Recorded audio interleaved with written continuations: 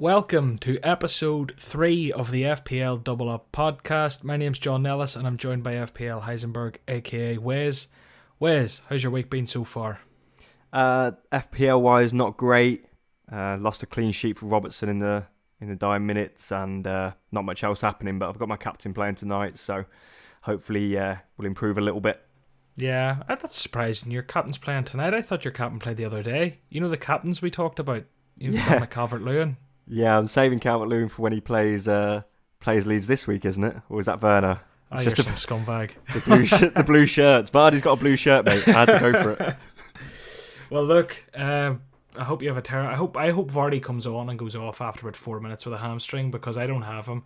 I have James Justin, and I think I've Grealish and Martinez to play tonight. So we're recording this on Monday. If anyone hasn't guessed already, let's hope nothing too eventful happens tonight. But yeah, I'm having a kind of mediocre week. Some good scores, some bad scores. It's just one of those, probably pretty average. This week, Wes, we're actually joined by a guest for the bulk of the podcast. Not now, but we will be. Yeah, so I'm very excited for our listeners to hear from this guy, absolute legend of FPL Twitter. Has been around for, one of like the old school accounts.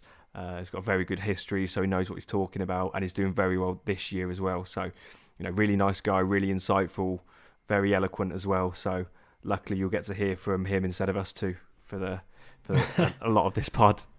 Yeah, and I mean, we talk a lot of big picture FPL stuff, yeah, and then we kind of transition into some more current thoughts the next few weeks, and then we actually answer the questions with Ash as well. So, I think it's a nice sort of way to do the podcast, getting guests on. So if anyone wants to come on the show, give us a shout and we'll see what we can do. But our list is long.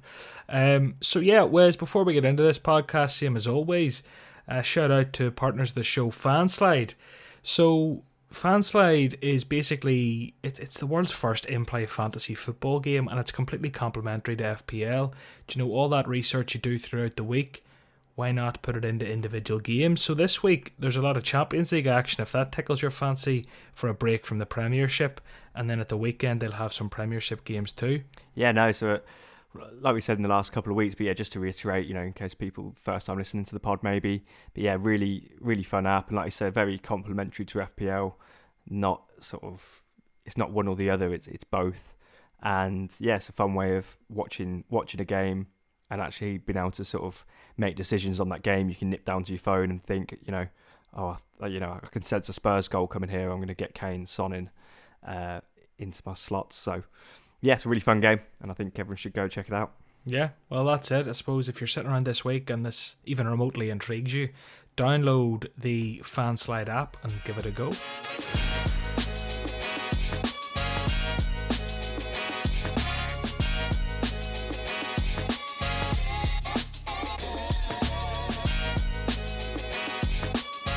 Now we're joined by the first ever guest on the FPL Double Up podcast. It's me and Wes are here, and we're joined by Ash, aka Chief from FPL Hints. Now, Ash, I'm going to big you up big time here. You once finished 110th in FPL. You started writing about FPL almost 10 years ago in 2011. Former official FPL panelist, and a side point, you actually are the current reigning championship manager, World Cup champion. Yeah, you told me to try and dumb that down a bit, but I'm going to big you up. I'm going to big you up. Oh, yeah. Hi, John. I think I can leave now after that really generous introduction there. I'm just so glad you didn't call me an expert. I'm an addict, not an expert. So you've got that one spot on at least. Thank you very much. No worries at all. So do you want to maybe elaborate on that? Give us a wee bit about your background in FPL, then we'll pickle your brain about the season so far. Yeah, so I basically started off with a simple blog back in 2011 when the world was a very different place from how it is now. Started off with just sharing my team before each game week. And I guess I moved on from the blog platform to Twitter. And that was at a time when there was barely any FPL specific accounts on Twitter, maybe a dozen at best. And it's just really incredible that over the past 9 to 10 years, the FPL Twitter community has really snowballed into like this monolith We get all this content on tap. We've got all these bespoke apps. There's the dedicated TV show. You've got these expert pundits who are celebrities in their own right now. So it's really come a long way since those early days. Can you see it growing much more? Do you think there's like a cap to this? That's something I ask myself. Do you know what, 7-8 million people enter, and I don't know how many people have joined this season, but it's like, what's the cap? Can this just keep growing? I think a lot of it depends on how many quote unquote casual managers become addicts. And as people take the game more seriously, ultimately you'll get more people who'll be consuming the relevant FPL content so that they can get that extra edge over their rivals, not just in office leagues, but with mates and all sorts of stuff on the side, I guess. The fact is we've got 5 million more managers playing the game now than we did at the start of 2010, and obviously the game's changed a lot since then. You've got chips, you've got the official FPL Twitter account as well. The content side of it has probably made it more engaging, and maybe we will see a continuation of people becoming addicted to FPL, so long as VAR doesn't spoil the fun for us. Yeah, VAR has been an absolute crazy addition to the game, and I know a lot of footballers are sort of coming out now and talking about how they'd rather play without it. I think Jordan Henderson was talking about it yesterday or 2 days ago in a post-match interview. But Wes, you're there too. How are you this week? Yeah, I'm good, thanks, John. And it's an absolute pleasure to have Ash with us as our very first guest on FPL Double Up. So thanks, Ash, for joining us. And in terms of how I know Ash in terms of obviously just online, in terms of following his account for years before I really had my own Twitter account. So yeah, he's kind of been one of my inspirations from that point of view, in terms of like he's already said, in terms of the producing of content. And Ash has been there from before FPL content was a thing almost. It was like so minor back in his day, and then now it's just grown and it's huge, and the game's huge. People who weren't playing before, now everyone plays it, or people who used to play, like some of my mates used to play but then forget to do their teams. Now they're all bang on it, and you can tell they're reading articles and taking it more seriously, and playing when it comes to double game weeks and stuff like that. They're playing the game a bit more in that regard. So it's tough now. It's tough to get an advantage over people. Yeah, for sure. That same mate who was captaining N'Golo Conte this time last year is now captaining the premium picks now, and it's like you can just tell when they take it more seriously. And at the same time it's more engaging and probably puts you on your toes as well, but it just shows you how popular the game is and how popular the game is continuing to become, I guess. Yeah. Well, that's it, because I think a lot of people who are at home listening who, you think you're being clever listening to your FPL podcast. You think of your edge in your mini leagues over Dave from the office, and you think Dave's going home and just doing a couple of random transfers and taking 12-point hits. Whenever I think these days, a lot of people are almost listening to podcasts and reading blogs on the sly. On the sly, yeah, 100%. Trying to get that edge over their mates, and they don't want to tell their mates. Like I remember I was at a party about a year ago, and 2 years ago, a guy had Fantasy Football Fix, and he literally just used Fix all season to like pick his transfers for him. Yeah. And he wouldn't tell me the name of the site. And he was and like there's just such the competition and the competitor in us all. Whenever we find a piece of content we particularly enjoy or find useful, it's like I'm not telling the guys in the mini league, I remember a couple of seasons ago I wrote like a fixture difficulty planner with also some player picks, and one of my friends shared it with me on a WhatsApp chat. He said, "Oh, look at this." And obviously I blog anonymously and tweet anonymously. He said, "Oh, look at this. It's really fantastic. This will help you do well in FPL." I was like, "Oh, okay." Yeah. I'm sure it will. So it's just crazy how widespread the content has become. Yeah. And when it comes back full circle like that, all we can do is laugh, I guess. Yeah, Ash, I've got a very similar story to that actually, where last year I, with my workmates, it was very competitive, and I put a screen. It was before, there's that sort of 40 minutes when the game hasn't updated on FPL, so we're all putting our teams in and sharing them there. So I share a screenshot of mine, and my mate says, "Oh no, bullshit, that's not your team. I know that's not your team." I'm like, "What are you talking about?" he's like, I know you just got that off Google because I was Googling FPL tips and I found it. So he's literally found my team. And that's Wow. where I called him out. I was like, no, what are you talking about? And he actually sent me the Google image that he'd found, because obviously I put my team reveals on Fantasy Football Hub, and he'd managed to find a screenshot of it there. And so I don't know how I got away with it, but because like you, I was kind of anonymous at that time, and a lot of my mates didn't know what, the Heisenberg account and that sort of stuff. So yeah, so good. Anyway, Ash, how are you doing this season? Yeah, it's been an okay start, I guess.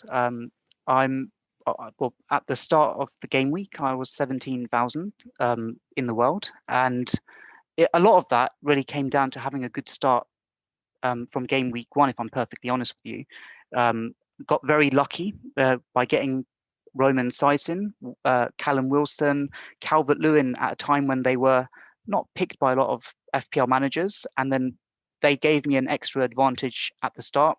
But I've also made some mistakes along the way as well. When Son had that mega 24-point haul, I sold him the game week before. All in all, I've just been very lucky, and I've tried to I've tried to change my approach in some ways as well from previous seasons, and a lot of it really comes down to one particular thing, and it's this, that don't the mindset that I had was, don't play the game that you want the way you want to play it, but play FPL the way that it ought to be played. And if I asked you both, what's the best way that to happen, what would you say to that? How should it be played? Me, with my whopping 50k rank last year, would come in and say, I think that a lot of people try and be too clever.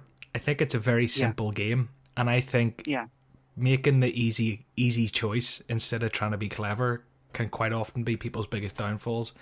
Trying to follow trends too quickly cost themselves a lot of points. Trying to find price rises, not considering midweek Champions League games. Just make late transfers and make the easy choice is maybe what I've been doing this season. And I'm only sitting around 400k or something, I think. But I'm hoping that, and that I've clawed that back from near 2 million. I'm hoping that this revelation of mine is, hopefully that's the way FPL should be played. What do you think, Wes? So yeah, in terms of how I think FPL should be played, I fully agree.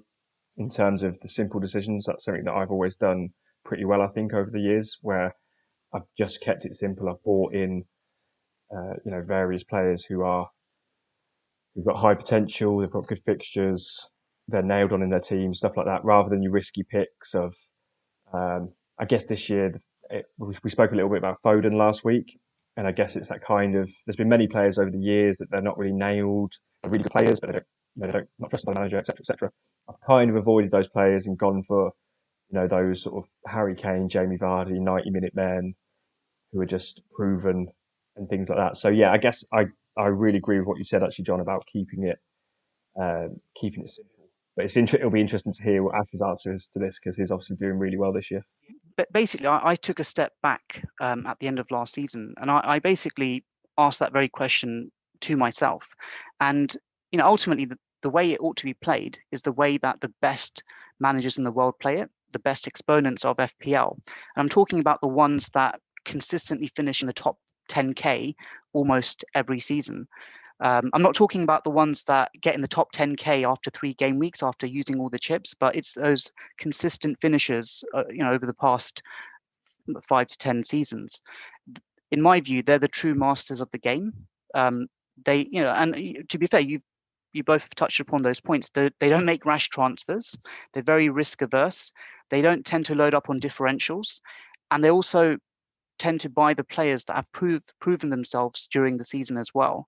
And in a weird way, how I see it, they seem to be really good planners, and I wouldn't be surprised if a lot of them are actually project managers in real life. So it's just having that mindset of just taking it easy, not being gung-ho on transfers in particular. And also another thing is groupthink. That you don't see the likes of Mr. Ronca or Mr. Borges, who are among the best FPL managers in the world, being affected by that. They're not on FPL Twitter, to my knowledge.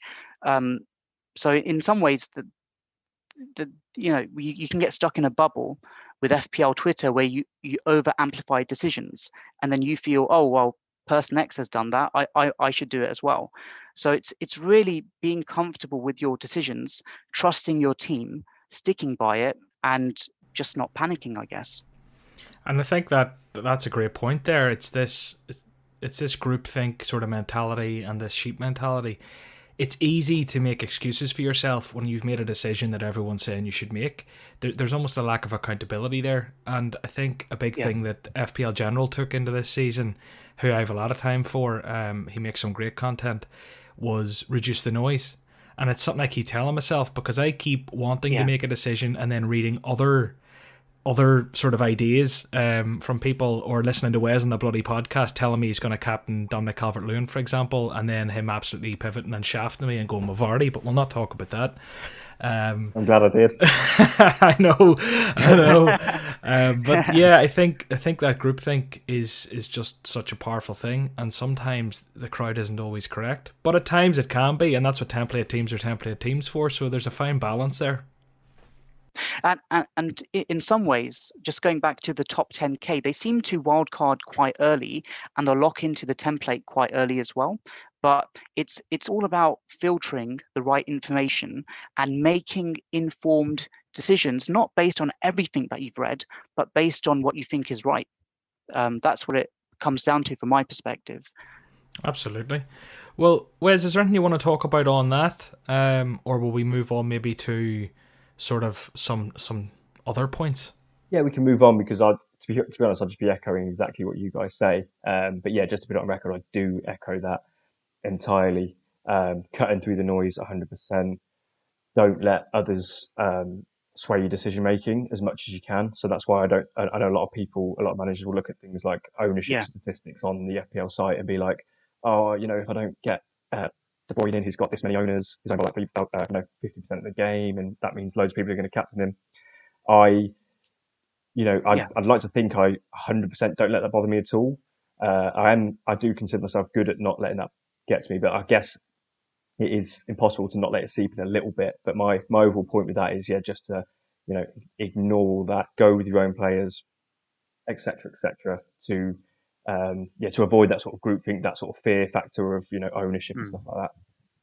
And can I just say something? There's this thing about red arrows and green arrows. I've been guilty of like over egging it as well, but I feel that it's a misnomer in some ways. That I think I've had probably more red arrows than I've had green arrows this season, and yet I was ranked 17K at the end of the last game week, and it just goes to show that don't even look at that. Like you could have 38 green arrows in a row and finish like 2 millionth by the end of the season, or you could actually finish like in the top 100K with more red arrows than green arrows as well. Like just put the arrow mentality to one side as well in many ways, and don't get hung up on one bad game week. Don't let that ruin your season. And if anything, if you do have a bad game week, just plug off and just don't think about making any transfers, any rash transfers in particular. And that's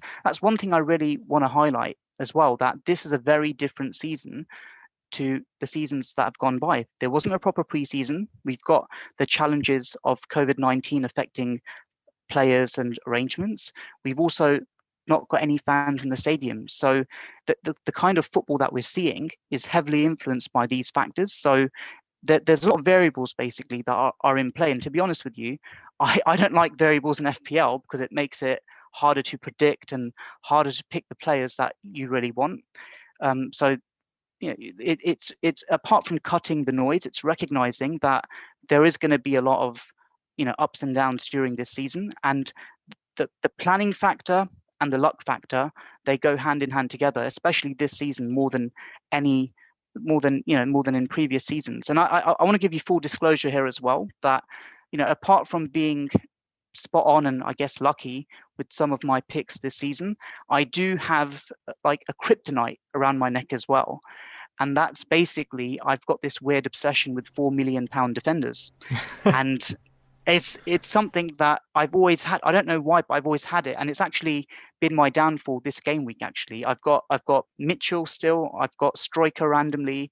I've got Kilman, and as the game weeks have progressed, they're getting less game time between them, or in some cases not even starting. So I guess that's one of my weird hang-ups that I have, which I probably now need to reconcile with probably a couple of hits. But I guess it comes on to my final point on this particular topic, that you've got to really park your prejudices, biases, and even like your Like team loyalties. loyalties, and also like weird habits. If you've got these in FPL, just park them and just think laterally with your team, and always ask yourself the question, not how you want to play the game, but how ought you play it, basically. That's what it comes down to ultimately. And I think a big point with that rashness that a lot of people seem to have, and making sort of transfers out of rage, is I come from a sort of big gambling background within the football index and footstock spaces. People might be aware, but people might be aware of that by now. But a good bet can lose and a bad bet can win. So just because you've brought in Kevin De Bruyne and he misses a penalty and gets a yellow card, you brought him in because you liked his fixtures over the next 6 weeks, and it was the right decision at the time because your other player looked like he had a turn in fixtures, and the left back got a red card last week, which means down the left channel is going to be less of an attacking threat, which means da-da-da.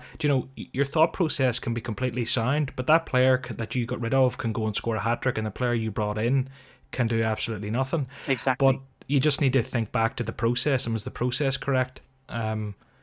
So yeah, look at me talking like a top 10k manager. Let's see if this is the season. Absolutely. And just one final point before we just wrap this segment up. I think fundamentally, among the addicts among us who take FPL more seriously than we should, I think basically you've got two groups of managers. You've got those managers who are in the shield group, and you've got those managers that are in the sword group, those that are chasing and those that are defending. And I don't know what that sweet spot is right now, overall rank wise, that distinguishes those groups. But ultimately, a decision that someone ranked 17k is going to make will be very different to someone who's ranked 1.7 million. So just factor that in as well, that, are you making a calculated gamble because it will help you gain rank, or actually is it going to be so crazy and so bad that you're going to fall further back? So, you've got to recognize which camp you're in and work out the tactics that will push you ultimately in the shield group, the boring group, the safety first group, who will then eventually build slowly to a higher rank. So that's something that I think it's not worth over analyzing, but just do factor that in your decision making as well whenever you make your next transfer. It can almost be quite counterintuitive at times, because sometimes the people who are in that shield group who are trying to protect that rank and sticking to a template team, and I use that term template loosely because a lot of people hate that, but that team is that team for a reason, because those players are playing well and scoring lots of points. So quite often you're just shafting yourself by going differential too early. I see it all the time in my mini leagues, and I've been guilty of it in the past. As I say, last season was the first season I feel I took FPL really seriously. I used to just make absolute rogue decisions because I was third in a mini league and 40 points off. I'd be captaining people like Jimmy Ward-Prowse, who wouldn't be the James Ward-Prowse. It wouldn't be the worst decision this season, but you know what I mean. Whenever other people are just sticking it handy, Captain Bruno, Captain Kane, Captain Salah, and you can absolutely dig yourself a hole and make your season almost unsalvageable if you pull that trigger too early on the differential front.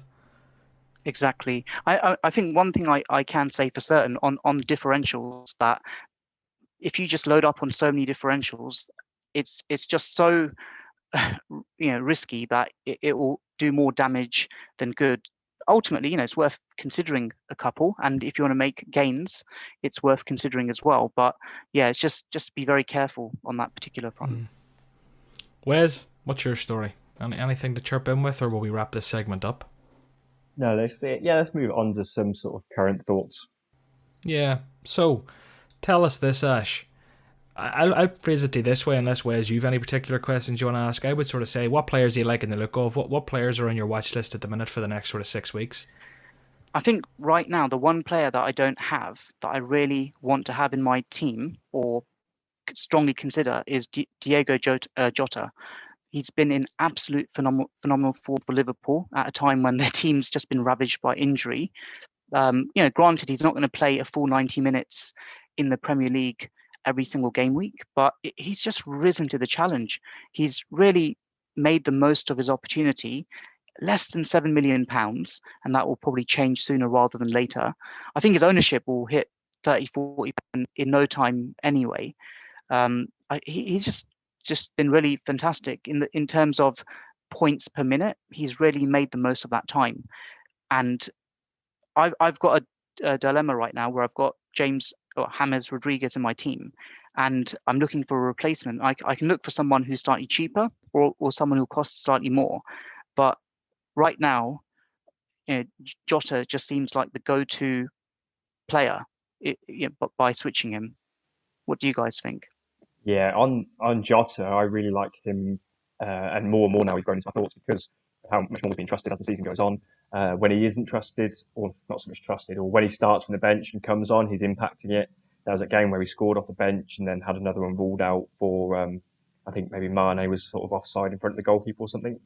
Can't quite remember, but he could have had 2 goals off the bench that game. He scored a hat-trick in the Champions League, and actually Jota's really surprised me in terms of, he's gone from, in my mind, he was at Wolves because he wasn't sort of getting 90 minutes week in, week out for Wolves, and then he's making a step up to Liverpool. I'm thinking that's a signing just for Liverpool squad depth, nothing more. I thought he was going to be another Shaqiri, Minamino type prospect, and I, at the start I wasn't tipping him at all. But yeah, he's like you said, he's just sort of his form's incredible. Hat-trick in the Champions League, in the Premier League, he's scoring goals. Another goal at Brighton.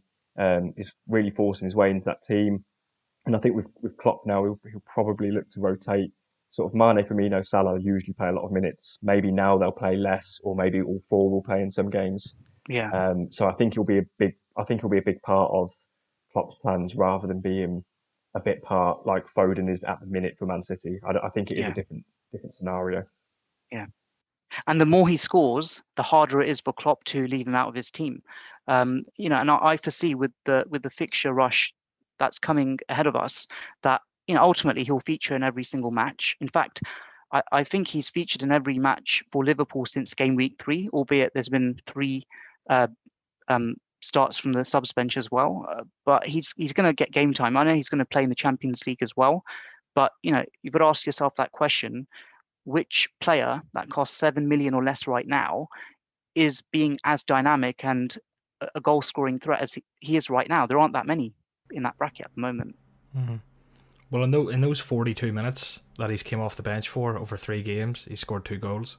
Exactly. So that's it's case in point there, isn't it? Like, for me, just on that point, that's the move I made last week, the one you're struggling with this week, the James Rodriguez to Jota. And it was a strange week to make it. Yeah. And I was saying to you, I think just before we recorded, what forced my hand was the value that it was saving. I was in a blessed position to have 2 free transfers waiting. Yeah. At Calvert-Lewin up front, who unfortunately I captained, at James Rodriguez, and I was thinking if I'm captaining DCL, I'm kind of expecting Rodriguez to have a good game too.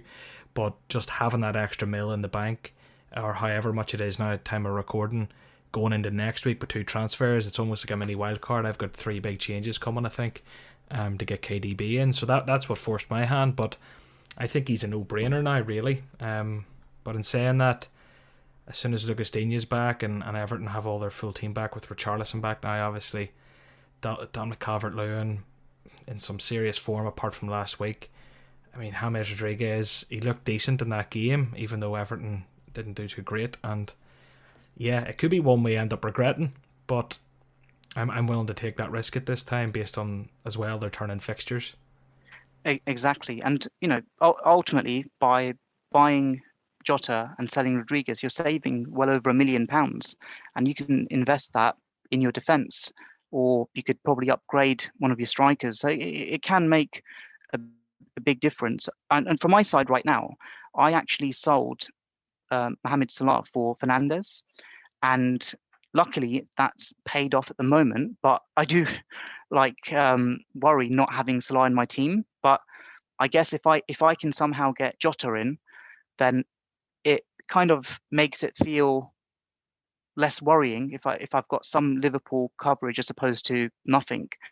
So that's something I need to consider as well.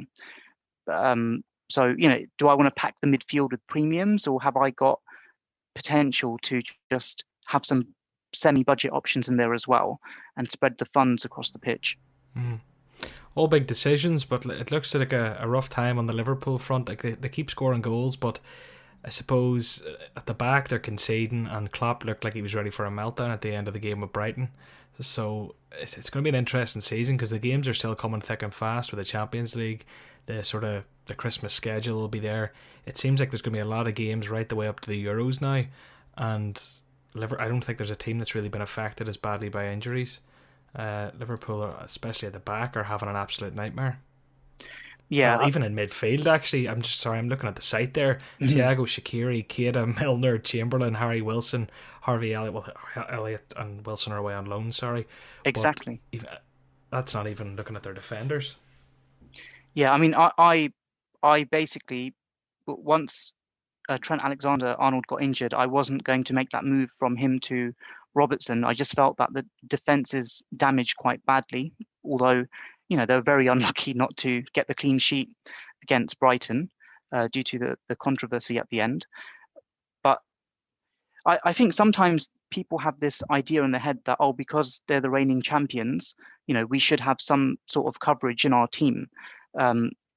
With their representation, but like you've pointed out, there are a lot of injuries in that Liverpool team, and a lot of matches are coming up, thick and fast in the month ahead. So one thing for certain, it makes no sense to double up on Liverpool at the moment. I know that the fixtures that they've got coming up between now and the end of December look quite generous. You've got Fulham away coming up. You've got West Brom at home. So definitely get like Salah or Jota in the team, but I just couldn't have one of the defenders at the moment. I mean, how about you guys? Would you keep a Liverpool defender in at the moment? And in terms of Liverpool's defence, so I've got Robertson in my team, and he was a player that I was looking to potentially move on to fund the likes of De Bruyne in or someone like that. But no, in terms of their defence, I think it's one of those where you've got a decision to make if you've got the likes of Robertson in your team, because he was very close to the Brighton game getting an assist. Mane's goal was ruled offside. If that's ruled offside, and he'd probably get a clean sheet. As the game would have been different then. Would Brighton have attacked as well? Blah blah blah. So that game could have ended up 2-0 with another 12 pointer from Robertson. So it could have been a big haul for him. But like you said, that they're rotating a lot of the back. I thought they'd go with the same back four, but Klopp obviously rotated because of how many games they've got coming up. So that was good. Nico Williams isn't obviously as good as defender as Milner or Trent Alexander-Arnold. And I think 7 odd million for a Liverpool defender in Robertson is too much now. And in terms of the 4.0s you've got there, I wouldn't touch any of those because they're not going to play enough, because you've got Nico Williams at right back, but Trent's coming back soon. And even with Trent out, he got dragged off at half time in the Brighton game because he wasn't playing well enough, and they wanted to get Henderson back in the pitch potentially. So yeah, I wouldn't be looking at 4.0s, and Robertson is probably too expensive to warrant bringing in. Obviously, it's a little bit of a different question for my team whether I should take him out. I think I might, depending on what I want to do with my squad. But yeah, I probably wouldn't be bringing him in. I'd be looking at cheaper options like Dallas, still only 4.5 million, still got goal threat. Leeds have now got a couple of clean sheets. So I do think at one point he will get that sort of holy grail of a goal and a clean sheet and end up on a 15-pointer. I also like the looks of Burnley's defender. Taylor has now gone down to 4.4 million, so that's a nice budget option. They got, obviously before they got hammered by City, they had 2 clean sheets and he picked up bonus points in both of those. So I think there's better options for cheaper, and it does then allow you to have in possibly an extra premium with the likes of, people want Vardy at the minute, they want Bruno, they want De Bruyne, they want maybe Sterling, maybe Salah, etc., etc. If you want to be able to squeeze in all those guys, then you probably don't want to be spending 7 million on Robertson. Exactly. And ultimately, just to finish this particular point off, if you've got Robertson and Chilwell in your team, then you're probably going to have one less premium midfielder in the team as well. So it's a decision that you need to ultimately have a good think on. We'll do a couple of questions with you then, Ash, this week, and then we'll move on from there. So FPL 350 up first. If you were to double up on City assets, would you try and get in? Who would you try and get in if you've already got KDB? It seems like Diaz and Walker are the only ones that are somewhat nailed. Due to the reasons that I've mentioned about Pep rotating so many of his players, I guess in some ways to manage their time and to avert potential injuries, I'm just not keen on a Man City double up at all at the moment. And if I was to get Man City players in my team, it would be for the long haul. And the only two I could pick right now, well, in fact, let's put it to three. I'd either get KDB, he would be the number one pick. I'd also have Edison, and if it wasn't Edison, it would be their centre back Diaz. They're the only three players I could consider right now. All the other players have either been benched or their game time has been managed somewhat. But those are the three that I'd consider. But I wouldn't even call it a double up. I'd just, I'd just be happy with De Bruyne in my team if there was the one pick I had to get from Man City at the moment. Yeah, and likewise with that, I'd kind of agree because you've got their defensive assets. You've even seen, most managers don't really rotate their centre backs. If you think sort of, Connor Cody for Wolves will play every minute. Obviously not this season because of COVID, but usually. Yeah. And there's like loads of other examples. But Pep even rotates centre backs, like Garcia gets some game time. John Stones will probably get some game time, or if he's even fit at the minute, etc., etc. So he even rotates centre backs. So I think Diaz could have a bit of rotation. I do think he is fairly nailed. I do agree with that. And like you said, if you really sort of back in Man City for clean sheets, then Edison could be the man. But equally, you can kind of get the same amount of points from another goalkeeper for cheaper. So I wouldn't even go there particularly. But yeah, like you said, KDB is obviously a really good choice. Sterling's an interesting one. He obviously had not had the full game rested in against Burnley, but he does usually play a lot of minutes, so that could be his one rest. So he's actually one where he's actually my thoughts a little bit, which, if you've got him in your team now, you're probably raging because he's just missed a 5-0 against Burnley. Exactly. And you're probably thinking, right, I need to get him out. He's annoying me. But on the flip side of that, the thing with City assets is once you've got them in the team and they've missed a game week, you're annoyed with them, but you have a run of games. Like Sterling isn't going to be a bench player often. So he is worth considering. I'm not saying I'm going to go there, but he's worth considering. Yeah, so I'll just wrap that question up, and all I would add is it's an absolute heartbreaker that Benjamin Mendy and Cancelo were kind of rotating a bit, and with Walker nailed on at the other side, because both of them, if they were 90 minutes each week players, would be cracking fullbacks to have in your team. Both sub 6 million. I mean, Benjamin Mendy used to be a wizard, and Cancelo's been in great form, creating chances everywhere. It's just so annoying that Pep is the manager. Oh yeah, I was just going to say that I could even see Walker getting rotated because obviously Cancelo being right-footed. I think in some games it could even be Mendy on the left and Cancelo on the right. So I do even worry about the usually quite reliable for nailedness Kyle Walker. But I think if you're adamant about getting City players, it's not a bad tactic necessarily. But I think you just can't really whinge when they're rotated. It's not a surprise when even the likes of De Bruyne or anyone is dropped or rotated. It will happen, and you've got to be able to deal with that. So have a strong bench. Absolutely. Yeah, he reckons Diaz and Walker are the only ones nailed. Walker could be rotated for Cancelo. Diaz could be rotated for Stones, Ake, Laporte. Walker might even drop into centre back. It's Pep, for God's sake. Yeah. But we'll move on to Imran Fariz and his question. And it starts off with one thing. Bruno, a season keeper, question mark. My take on that, just to get it out of the way, would be I would never say anyone's a season keeper. Correct. Because injuries are a thing, because form is such a big thing, and because fixtures are a thing. But for me, if I had to pick one who looks like one at the moment, if you had to pick one who maybe looks like one, I've had Bruno for about 5 or 6 weeks now, and I have no plans of getting rid of him, regardless of fixtures. I've had an interesting experience with Bruno this season. I've bought him, I've sold him, and I've bought him again. The fact is that his form since the start of last season to now has been absolutely incredible. Penalties aside, he's been in absolutely amazing form. And I know there were some issues and question marks. In fact, he was even subbed off at half time for one of the matches at the start of the season. And there were some questions about if there was something more to what was being done on the pitch. But right now, he's delivering for me. I may not be captaining him at all, but it's very hard to dislodge him from my team. Granted, we all want De Bruyne, Salah, Fernandes. We want all the we can't have them all. But am I willing to sell Bruno at this moment in time? Absolutely not. Yeah, I'd echo exactly what you two guys said in terms of how good he is, and also how no one's necessarily a season keeper for various reasons. But a point on Bruno, I'd just add on to that would be that I think he's probably underpriced. Yeah. I think he should have probably been in the sort of 11.5 million mark, along with De Bruyne and Sterling. You got Salah and Mane at 12 million. The other two I just mentioned at 11.5.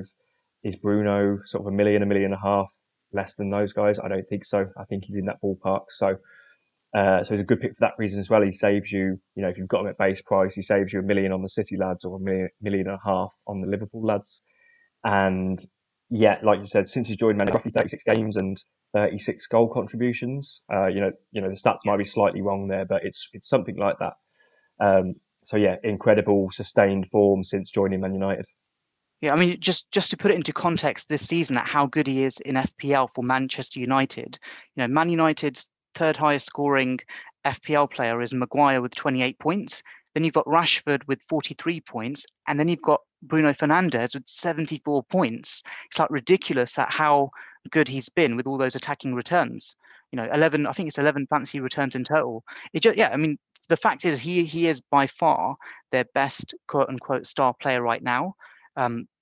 So yeah, if you don't have him, you should consider getting him. And if you've got him, don't consider selling him. I know like that there are those quote unquote red block games coming. You've got Man City at home on the 12th of December. You've got Leicester away, but those red and green blocks really don't matter anymore for the time being, at least anyway. So don't worry about them. It's form over fixtures. Well, Ash, I think our time has come to a halt. So we've been through injury time and we're finally here. Do you want to tell people where they can find you and plug whatever you want to plug?